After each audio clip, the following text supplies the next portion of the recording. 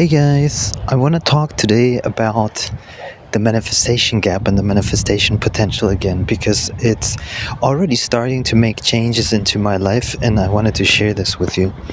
So, the idea is basically this: there is a manifestation potential, which is basically the when you reach a certain vibration in your energy field, frequencies, everything then you will manifest what you what you're vibrating at, the frequency you're vibrating at. By the way, I'm in Tarifa. It's very nice here, and so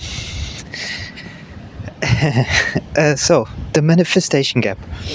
The manifestation gap is the difference between your current frequency and look how beautiful this is. Between your current frequency and the frequency of the manifestation potential frequency, the highest manifestation potential frequency. And this gap you want to close, so you need to increase your frequency. And what it means to increase your frequency? Well, it means working on your energetic field, on your chakras and all of this stuff. And if you do that consistently, because it does require effort and discipline and everything, then slowly your life starts to change. And this is super interesting because there's many ways to change the frequency, but one of them is, for example, releasing your fears, releasing your traumas, spiritual awakening, activating your chakras consistently, of course, and all of these things. And then there comes a moment where your life starts to automatically change. So there is a misconception, and I noticed this. The more spiritual I became in life, the more I noticed this misconception that you force yourself to do something, you force yourself to change something, and you find out that it's either of short duration, or it just doesn't work, or it takes too much energy. But if you change your frequency, if you change your vibration, then the change is permanent and automatic. And I know this specifically from three very major life changes in my life. One was after spiritual awakening, I started doing tantra massages. That was a huge shift from what I was doing before. Then when I lost my fears, I started van living. Then there was a third one. Which was the third one? There were three major changes. I forgot the third one, but those were like the two really big ones, and those changes were major. There were like huge shifts, because before I was an internet entrepreneur and suddenly I was an expert tantra masseur for women. So that was a major shift, and suddenly I learned that I have these abilities to heal people and feel energy blockages and all of this stuff, which before I just didn't know. So and those were high vibrational changes within me first, which then led to deeper changes from within to without. And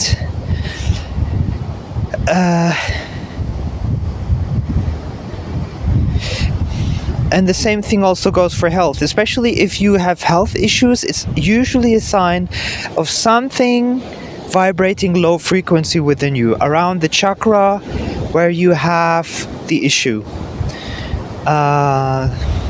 And once you solve this, again, another shift happens. And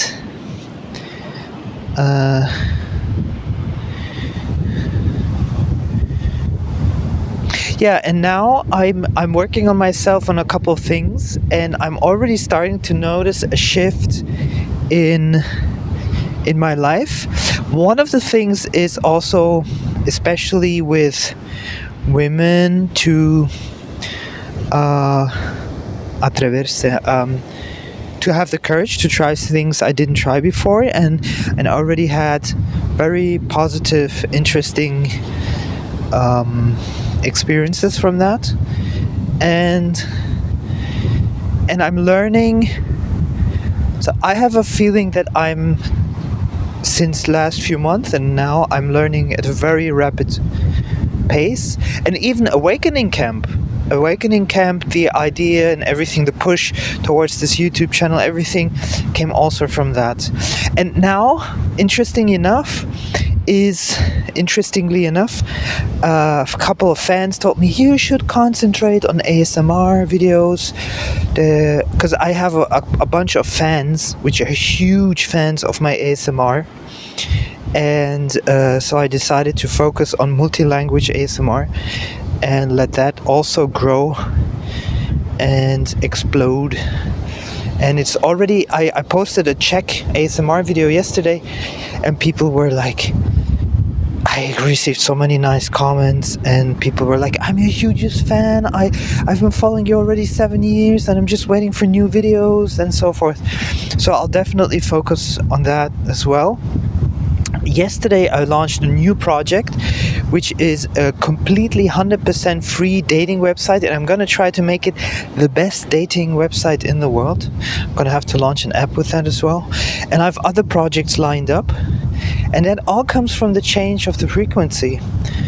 So it's all culminating into this very moment, and it's very exciting. And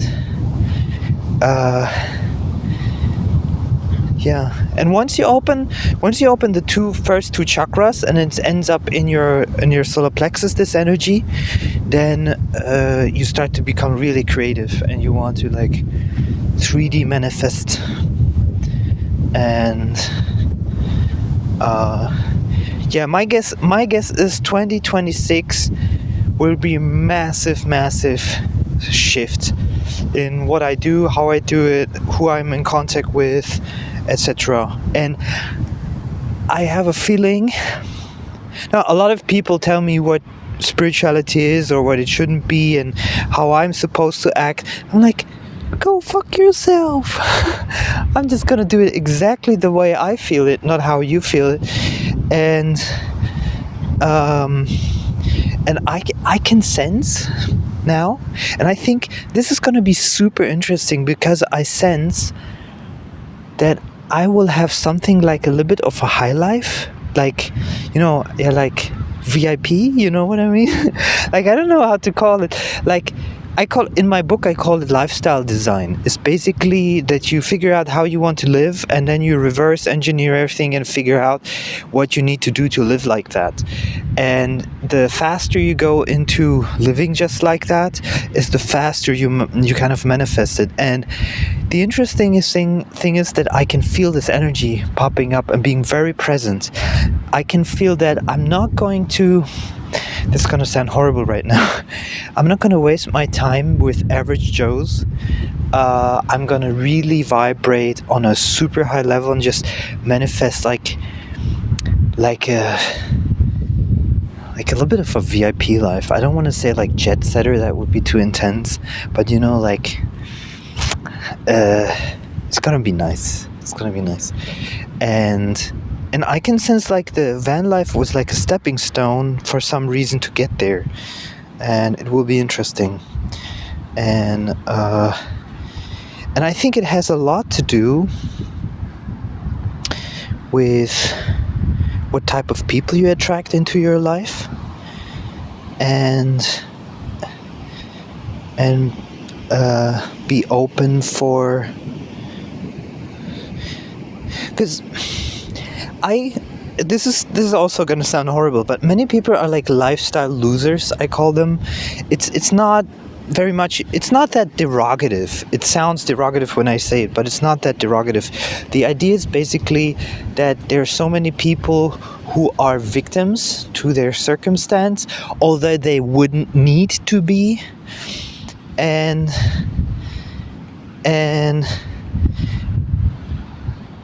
I more and more feel that you have kind of like, you have the power, you have the possibilities to change that. And I'm at the precipice of doing exactly that. So it's gonna be exciting. And yeah, and that's it for now.